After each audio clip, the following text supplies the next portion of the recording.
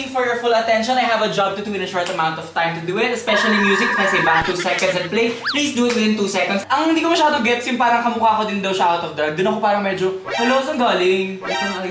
Hindi naman. Wala. Ayan naman, nagkakanap na naman siya ng gulo. Kasi edit din yun. Hala! Gusto ko pa rin talagang tantosin hanggang ngayon si Ate Jiggly dahil dito. Pero etong hosting challenge, pinersonal niya na talaga ako. Okay, dahil dyan, Miss Jiggly.